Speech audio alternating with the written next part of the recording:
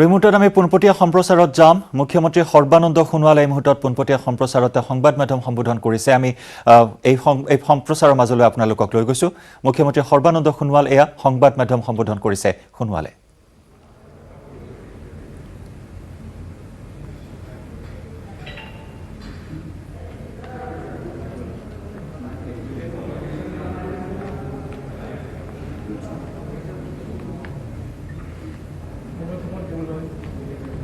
মাননীয় সাংবাদিক বন্ধুসকল আজি অসম চৰকাৰৰ উদ্যোগ আৰু বাণিজ্য বিভাগৰ তৰফৰ পৰা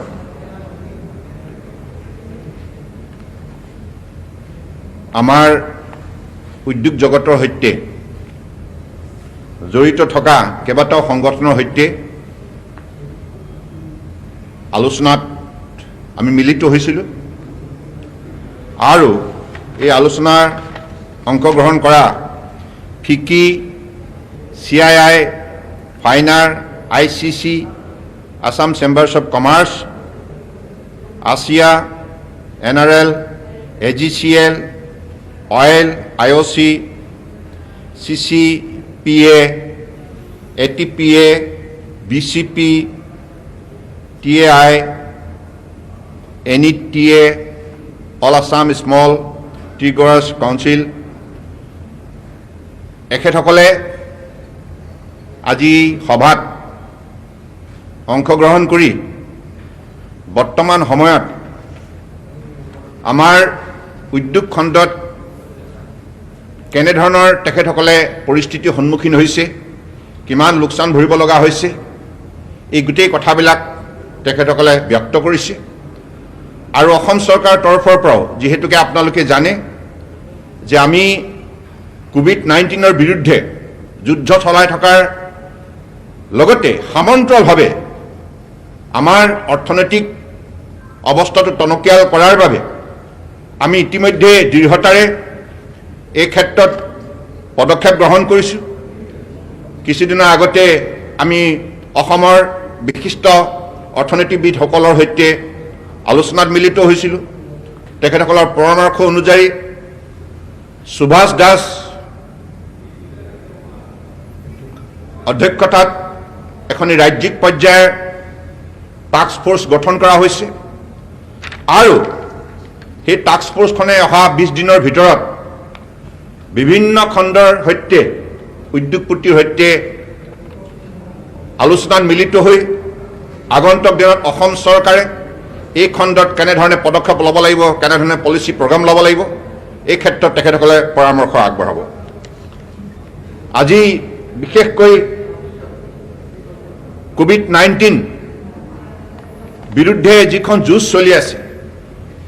এই যুঁজ চলি থকাৰ সময়ত বিশেষকৈ লকডাউন পিৰিয়ডৰ সময়ত আমাৰ উদ্যোগ খণ্ডত যথেষ্টখিনি লোকচান ভৰিব লগা হৈছে আপোনালোকে জানে যে অসমত সৰ্বমুঠ 66,000 ইয়াত স্মল মিডিয়াম আৰু বিগ ইণ্ডাষ্ট্ৰী আছে ইয়াৰ ভিতৰত মাইক্ৰ' ইণ্ডাষ্ট্ৰী 88% স্মল আৰু মিডিয়াম 11.9% আৰু বিগ ইণ্ডাষ্ট্ৰী 0.01% আৰু এই ইণ্ডাষ্ট্ৰীসমূহে আমাৰ GDP আপোনালোকে জানে অসমৰ GDP 4.09 কোটি টকা ইমান লাখ কোটি টকা গতিকে ইয়াৰ ভিতৰত 39% কন্ট্ৰিবিউশন কেৱল ইণ্ডাষ্ট্ৰীৰ পৰা আহে এগ্ৰিকালচাৰৰ পৰা 17% আৰু বাকি সাৰ্ভিস সেক্টৰৰ পৰা 44% গতিকে আমাৰ এই উদ্যোগ খণ্ডটোৱে ডাইৰেক্টলি 4 লাখ মানুহক সংস্থাপন দিছে আৰু ইনডাইৰেক্টলি 20 লাখ ইয়াত মানুহক সংস্থাপিত কৰিছে আৰু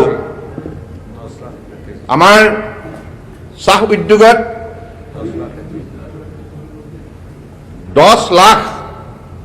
আমাৰ তাত কৰ্মসংস্থাপন পাইছে শ্ৰমিকসকলে আৰু সৰ্বমুঠ ডাঙৰ আমাৰ চাহ বাগিচা আছে 784খন আৰু সৰু অৰ্থাৎ স্মল টি গাৰ্ডেন্স আছে 1,18,000 খন। গতিকে এনেধৰণৰ এটা বৃহৎ ছেক্টৰত আজি যিখিনি লোকচান ভৰিব লগা হৈছে, এইখিনি আমি পুনৰ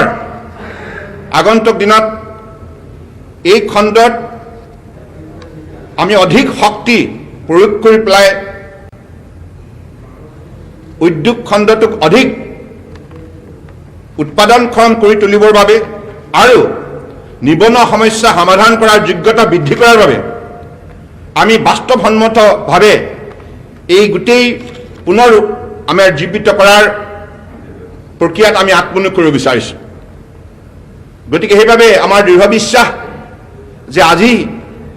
সকলো ছেক্টৰৰ ব্যক্তিসকলে যেনেধৰণে অসম চৰকাৰৰ সৈতে মিলিত প্ৰচেষ্টাৰে টিম আছাম মানসিকতাৰে আৰু যে অৰ্থনৈতিক জগতখন শক্তিশালী কৰাৰ দিশত যিখিনি দৃঢ়তা দেখুৱাইছে, তাৰ বাবে মই আজি অংশগ্ৰহণকাৰী প্ৰতিটো আমাৰ প্ৰতিষ্ঠানৰ প্ৰতিটো সংগঠনৰ উদ্যোগ জগতৰ সৈতে জড়িত থকা প্ৰতিটো সংগঠনক মই ধন্যবাদ জনাইছোঁ। আৰু ইতিমধ্যে এই কাৰ্যসূচীত কেইবাগৰাকীও ভাৰতবৰ্ষৰ বিভিন্ন প্ৰান্তৰ উদ্যোগপতিয়ে অংশগ্ৰহণ কৰিছিল। তেখেতসকলৰ অসম চৰকাৰে লোৱা পদক্ষেপক তেখেতসকলে প্ৰশংসা কৰিছে আৰু আমি তেখেতসকলক এই কথাও আমি আহ্বান জনাইছোঁ, যিহেতুকে এতিয়া বহু বিদেশী কোম্পানীয়ে ভাৰতবৰ্ষত ইনভেষ্ট কৰাৰ ইচ্ছা প্ৰকাশ কৰিছে। গতিকে ভাৰতবৰ্ষত যিসকলে ইনভেষ্ট কৰিব তেখেতসকলক অসমতো যাতে তেখেতসকলক উৎসাহিত কৰিব পৰা যায়, তাৰ বাবে আমাৰ তৰফৰ পৰা ইতিমধ্যে মাননীয় প্ৰধানমন্ত্ৰী ডাঙৰীয়ালৈ আমি পত্ৰৰ যোগেদি অনুৰোধ জনাইছোঁ। আৰু ময়ো কিছুদিনৰ আগতে তেখেতৰ সৈতে যেতিয়া টেলিফোন যোগে কথা বতৰা পাতিছিলোঁ, তেখেতে যেতিয়া অসমৰ খবৰ ল'বলৈ টেলিফোন কৰিছিল, সেই মুহূৰ্তত মই মাননীয় প্ৰধানমন্ত্ৰী ডাঙৰীয়াক অনুৰোধ জনাইছোঁ যে যিকোনো বিদেশী কোম্পানী যদি ভাৰতবৰ্ষত ইনভেষ্ট কৰিব বিচাৰে, তেতিয়াহ'লে আপুনি কাইণ্ডলি অসমক এখন ইনভেষ্টৰ ফ্ৰেণ্ডলি ষ্টেট হিচাপে আপুনি আঙুলিয়াই দিব। এই ক্ষেত্ৰত মাননীয় প্ৰধানমন্ত্ৰী ডাঙৰীয়াই ইতিবাচক দৃষ্টিভংগীৰে সহায় জনাইছিল। গতিকে সেইবাবে আমি এতিয়া গ্ৰাউণ্ড প্ৰিপেয়াৰ কৰিব লাগিব। ইনভেষ্টৰ কাৰণে এটা ফ্ৰেণ্ডলি ডেষ্টিনেশ্যন হিচাপে অসমক গঢ় দিবৰ বাবে আমি গ্ৰাউণ্ড প্ৰিপেয়াৰ কৰিব লাগিব, হোমৱৰ্ক কৰিব লাগিব। সেইকাৰণে এইটো এটা হোমৱৰ্ক হিচাপে আপোনালোকে গণ্য কৰিব পাৰে, কাৰণ আমি ভাবোঁ যে আমাৰ ইয়াত ইনভেষ্ট কৰিব লগা হ'লে আমাৰ কি কি ইয়াত আন্তঃগাঁথনি আমি শক্তিশালী ওপৰত গঢ় দিব লাগিব, কি কি ব্যৱস্থা প্ৰৱৰ্তন কৰিব লাগিব, কেনেধৰণে চৰকাৰৰ পলিচি প্ৰগ্ৰেম আমি ইয়াত প্ৰস্তুত কৰি ৰাখিব লাগিব। গতিকে এই ক্ষেত্ৰত অসম চৰকাৰৰ তৰফৰ পৰা দৃঢ়তাৰে আগবঢ়াৰ আমি সংকল্প লৈছোঁ। আমাৰ দৃঢ় বিশ্বাস আমি ৰিভাইভ কৰি তুলিব পাৰিম অসমৰ অৰ্থনীতিটো। গতিকে আমি যেনেধৰণে আমাৰ ৰাইজৰ সঁহাৰি পাইছোঁ, এই সঁহাৰিক লৈ আগন্তুক দিনত আমাৰ অসমত থকা সম্পদ সম্ভাৱনা শক্তিক আমি নিশ্চিতভাৱে উজ্জীৱিত কৰিব পাৰিম আৰু আমাৰ উঠি অহা যুৱক যুৱতীসকলক যাতে মৰ্যাদা সহকাৰে আমি কৰ্মসংস্থাপন দিব পাৰোঁ, উপাৰ্জনৰ বাবে যাতে তেখেতসকলক আমি বিভিন্ন ধৰণে সুযোগ প্ৰদান কৰিব পাৰোঁ, এই ক্ষেত্ৰত ৰাজ্য চৰকাৰে দৃঢ়তাৰে গোটেই বিষয়টোত আগবাঢ়িব বিচাৰিছে। আৰু আমি বিশ্বাস কৰোঁ যে আজি COVID-19 এইটো বাতাবৰণত আমি সকলোৱে এটি কথা শিকিছোঁ যে will have to protect nature. We want to grow' our economy not at the cost of ecology. We'll protect our nature, beauty of nature, our environment, and at the same time we'll put our best possible effort to strengthen our economy. Whatever potentialities, possibilities and prosperities we have in the state of Assam, it will all be explored in a positive manner so that nature is not get affected. Ecology is well protected, well guarded.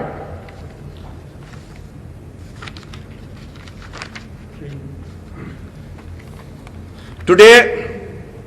we had a very meaningful interactive session with all the leading business houses, right from FICCI, CII, Finance, ICC, Assam Chambers of Commerce, ASEA, NRL, AGCL, Oil, IOC, CCPA, ATPA, BCP, TAI, NETA, All Assam Small Tree Growers Association, and some of the important office bearer of this organization, they also had like interactive session with us, remaining on online. So this through video, we had very, very meaningful discussion. And today, all the business houses has expressed their willingness to extend their helping hand to the state government of Assam to revive economy in the state. So that is why whatever suggestion we have received from them, it will all be put forwarded to the state task force, which has been constituted like few days back, and main task has been given to those task force.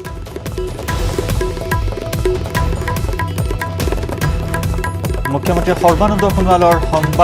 সংবাদমেলত উদ্যোগ সংস্থাৰ সৈতে মুখ্যমন্ত্ৰীৰ বৈঠকৰ কথা উল্লেখ কৰিছে আৰু অসম প্ৰশাসনিক পদাধিকাৰী মহাবিদ্যালয়ত এই বৈঠক অনুষ্ঠিত হৈছে। আনহাতে তেওঁ সংস্থাপনৰ ওপৰত বিশেষ গুৰুত্ব প্ৰদান কৰিছে। উদ্যোগ আৰু বাণিজ্য ক্ষেত্ৰত সংস্থাপনৰ ওপৰত বিশেষ গুৰুত্ব আৰোপ কৰিছে মুখ্যমন্ত্ৰী সৰ্বানন্দ সোণোৱালে আৰু সংবাদ মাধ্যমৰ সন্মুখত তেওঁ এইখিনি কথা উল্লেখ কৰিছে। আওপকীয়াকৈ 20 লাখ লোকক সংস্থাপনৰ তেওঁ গুৰুত্ব প্ৰদান কৰিছে আজিৰ এই সংবাদমেলত।